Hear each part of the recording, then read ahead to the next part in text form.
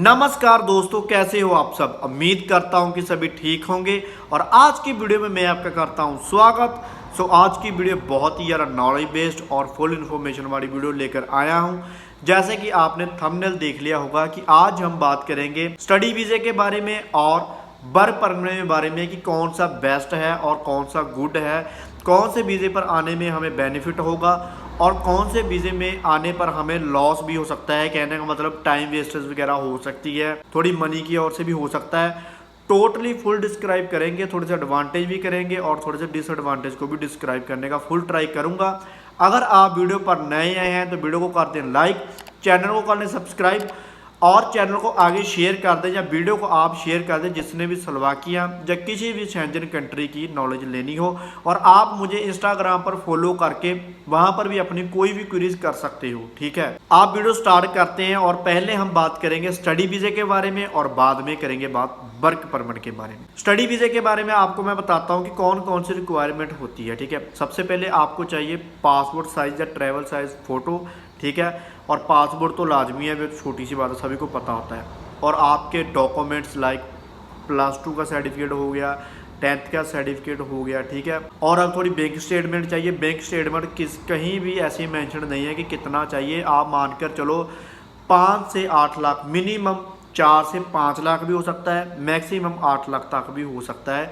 और अकोमोडेशन होनी चाहिए, लेटर ऑफ एक्सेप्टेंस होनी चाहिए। कहने का मतलब है जो यूनिवर्सिटी आपको LA देती है ना, वो आपके पास होना चाहिए। LOA शायद उसको बोलते हैं, लेटर ऑफ एक्सेप्टेंस को। ठीक है, जिसको हम ऑफर लेटर भी बोल देते हैं। को अगर आप ट्राई करो, किसी भी एजेंट के पास जाओगे, वो आपका बायोडाटा यूनिवर्सिटी को सेंड करेगा। ठीक है, यूनिवर्सिटी आपको एक्सेप्ट करेगी, जिसको LO बोलते हैं, वो आएगा। फिर आप जो भी कोर्स आपने लेना होगा वो सिलेक्ट करोगे। आप डिप्लोमे भी हैं और थोड़ी सी डिग्रीज भी हैं। ठीक है, जो भी आपने सेलेक्ट कर लिया, उसके बाद में आपका जो वीज़े का प्रोसेस होगा वो चल पड़ेगा। बैंक स्टेटमेंट मैंने आपको बता दिए। ये ऐसे तो छोटा सा स्टडी वीज़े के लिए रिक्वायरमेंट। अगर हम बात करें ग्रेजुएशन वाले की, तो ग्रेजुएशन में भाई कई मैंने एजेंट देखे हैं कि विदाउट आइलेट्स, विदाउट PT या विदाउट टोफल भी लगा देते हैं, लग भी जाता है वीज़ा। ठीक है, लेकिन ये सिर्फ ग्रेजुएशन पर ही काम करता है। अगर हम बात करें कि +2 बेस पर काम नहीं करेगा। जैसे फॉर एग्जांपल रिसेंट ही पीछे ही आपने देखा था कि इंग्लैंड ने,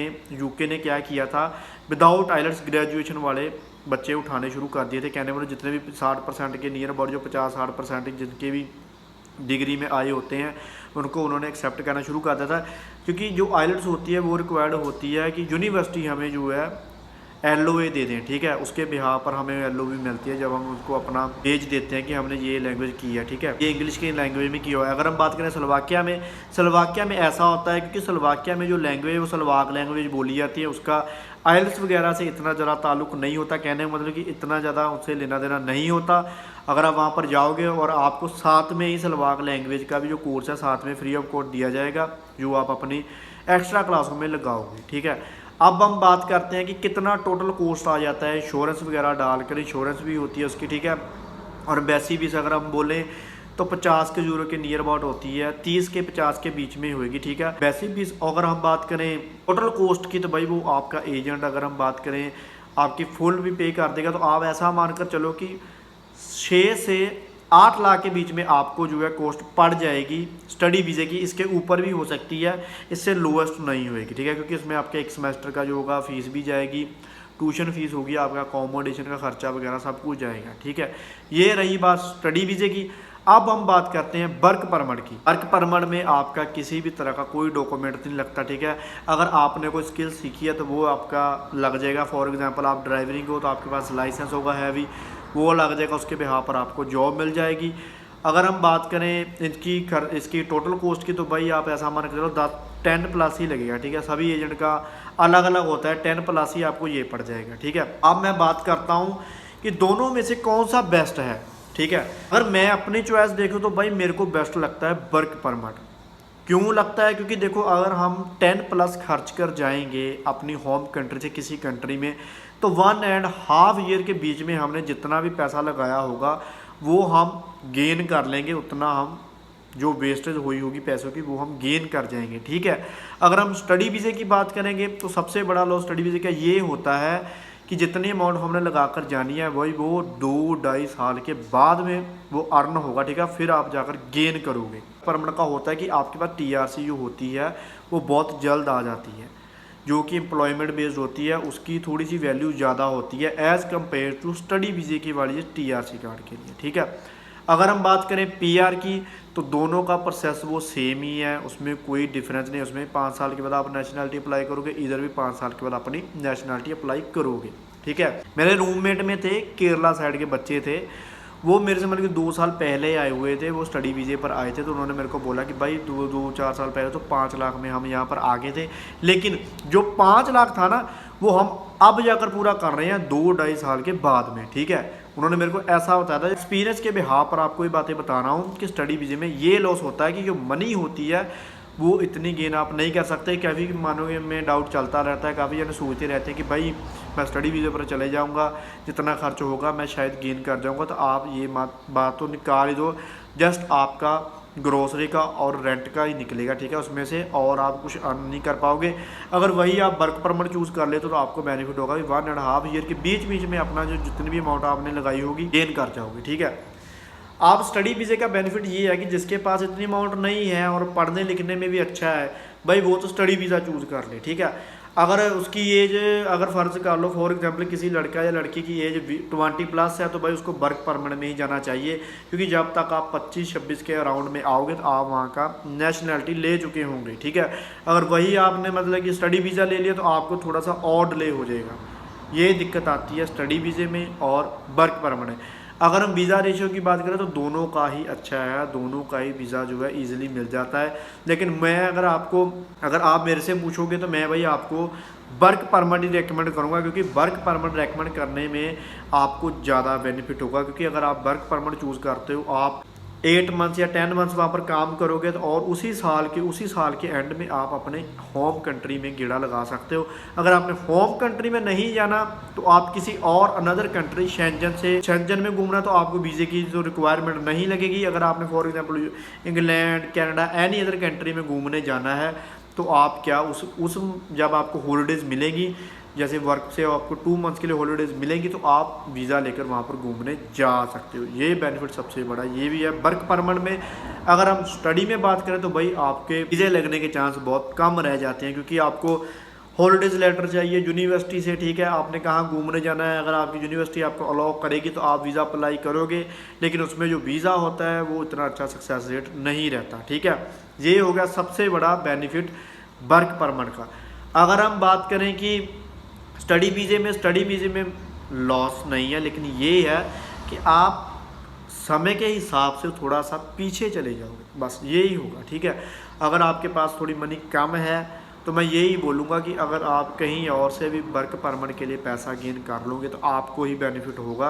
अगर आप स्टडी वीज़े पर चले जाओगे तो आपका जो टाइम होगा थोड़ा सा, वैसे ये लगा लो जितना टाइम आप स्टडी करोगे वो किसी की मतलब कि काउंट में नहीं होगा। जैसे एज अ पीआर में तो काउंट हो जाएगा कि आप इतनी देर में आए थे, लेकिन आपके पास मनी इतनी अच्छी नहीं रहेगी। हो सकता है कि आपको घर से भी पैसे मंगवाने पड़ सकते हैं, ठीक है। ये था, इतना सा सिर्फ फ़र्क है दोनों में, वर्क परमिट में और स्टडी वीज़े में, ठीक है। स्टडी वीज़े में थोड़ी सी रिक्वायरमेंट्स ज़्यादा हैं, लेकिन वर्क परमिट में इतनी रिक्वायरमेंट्स नहीं लगती। पासपोर्ट चाहिए, पासपोर्ट साइज फ़ोटो कॉपीज़ चाहिए, और एजेंट बाकी सब कर ही लेते हैं, इंश्योरेंस वगैरह जो भी होगा वो उनकी हेडेक होती है, वो सब कुछ कर लेते हैं, और पीसीसी एक चाहिए होती है। लेकिन अगर आप स्टडी वीज़े में भी बोलो तो स्टडी वीज़े में भी आपको पीसीसी लगवानी पड़ेगी, ठीक है। क्योंकि जब आप वहाँ पर चले जाओगे तो आपको पीसीसी मैंडेटरी हो जाएगी 1.5-2 मंथ। जब भी आपका यूनिवर्सिटी वाले बोलेंगे कि आपका स्टूडेंट कार्ड बनेगा, जब भी 1.5-2 मंथ के बाद में अप्लाई होता है तो तभी भी आपको पीसीसी रिक्वायरमेंट हो जाएगी, ठीक है। ये थे मेजर डिफरेंस। लेकिन अगर हम एक और बेनिफिट्स की बात करें, वर्क परमिट की साइड में आप ऐसा लगा लो कि मच बेनिफिट्स हैं एज़ कम्पेयर टू स्टडी वीज़े में। क्योंकि वर्क परमिट में आप अच्छी अर्निंग करोगे, क्योंकि हम सभी को पता है कि हम लोग वहाँ पर जाते हैं ज़्यादा मनी अर्न करने के लिए, तो इसलिए आपको वर्क परमिट चूज़ करना चाहिए। वर्क परमिट आज की डेट में अच्छा चल रहा है स्लोवाकिया, ठीक है।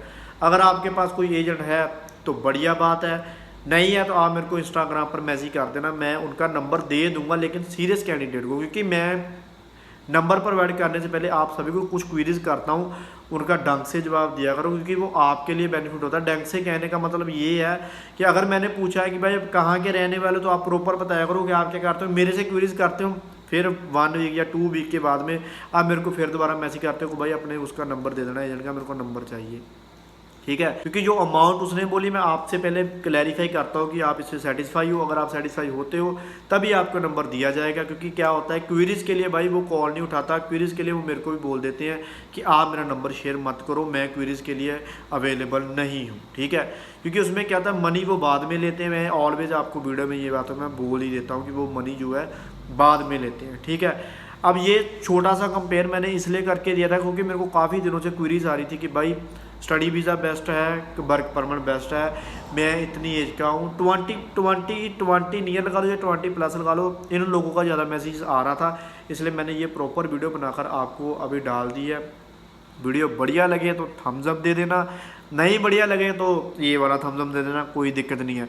अगर आपको वीडियो अच्छी लगती है तो कमेंट में मेरे को एक रिव्यू ज़रूर देकर जाना कि हाँ भाई जो नॉलेज देते हो अंडरस्टैंड होती है और बढ़िया नॉलेज होती है, कुछ सीखने को मिलता है। क्योंकि मैं भी इंटरनेट से लगा लो या थोड़ा आसपास से लगा लो कि नॉलेज गेन करके आपको इन हिंदी में लगा लो या इन पंजाबी में लगा लो कि आपको समझाने का ट्राई करता हूँ कि अगर आप यहाँ पर आओ तो आपको इतना स्ट्रगल नहीं करना पड़े, आपको कुछ बातें पहले से ही पता होनी चाहिए, ठीक है।